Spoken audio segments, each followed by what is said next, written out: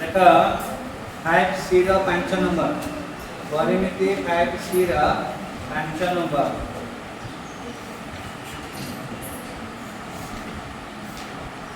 18 metre उच्चता विशिष्ट गोटे त्रिभुजाकार भूमि विशिष्ट समल पृथ्वीर भूमिर बाहुमानकर दैर्घ्य 12 मीटर 16 मीटर 20 मीटर हेले पृथ्वीर समग्र पृथ्वीर क्षेत्रफल निर्णय कर। ये उच्चता देछि भूमिर बाहुमान दैर्घ्य देछि हला समग्र पृथ्वीर क्षेत्र बुझाइछि समान जिनिस हमको कहते कि आसे एक नंबर जाते हैं नहीं तेणु उच्चता एच उच्चता देछि 18 मीटर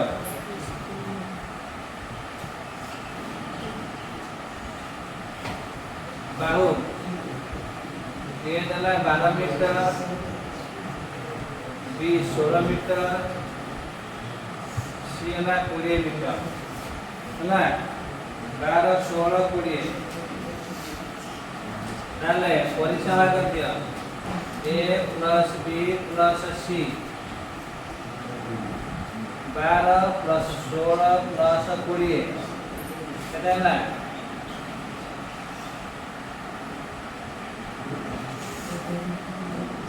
48 मीटर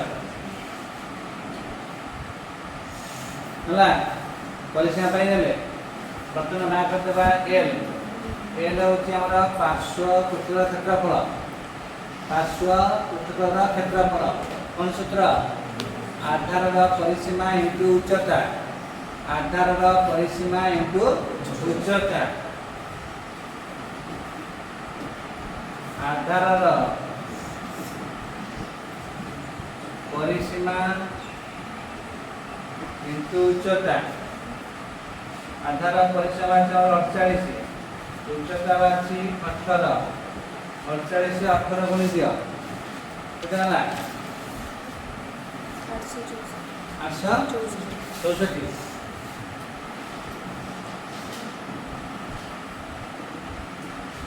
एते के वर्ग मीटर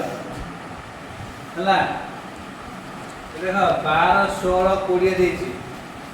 तीनटा बाहु अछि आम ये अर्ध प्रदान कर देखुन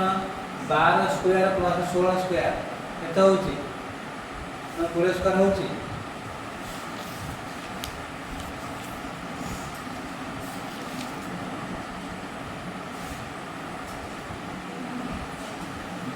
स्क्वायर प्लस 16 स्क्वायर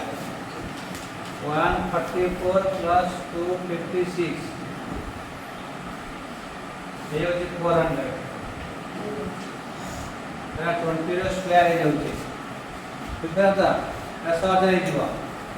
तमे कोती ए बी सी को एस पकि करबो तले हे पारिबो किछ सुविधा नाही किंतु आ सहज हेबो कोन जेत भूमिटा होची समकोणी त्रिभुज जेतु हम देखिले p square plus b square h square Pythagoras को उपपाद्य पडुची तो हमें कहि परिबा एहा एक समकोणी त्रिभुज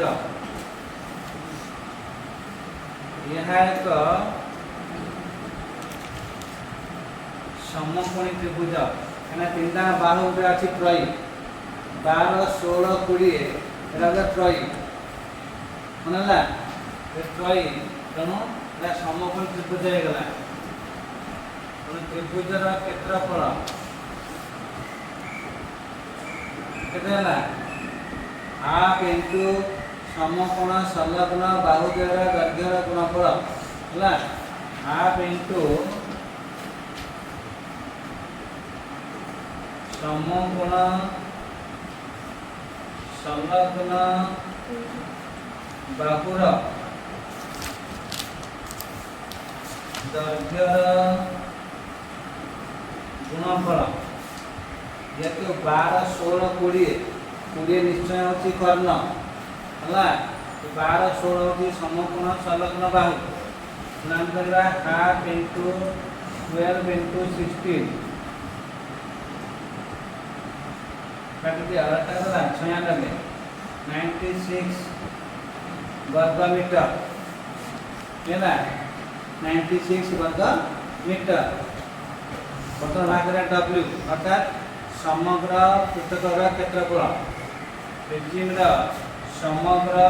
ପୃଷ୍ଠତଳର କ୍ଷେତ୍ରଫଳ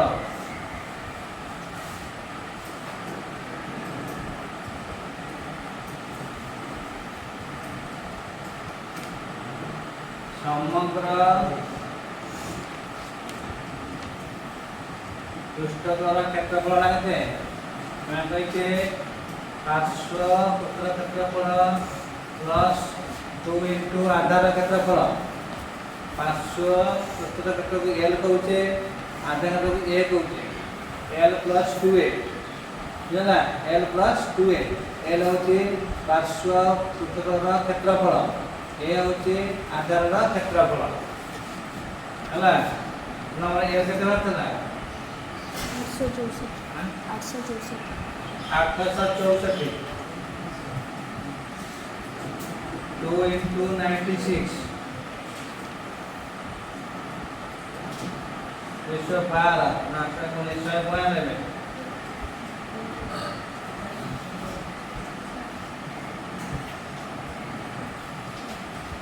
केतना 1056 वर्ग मीटर ए गला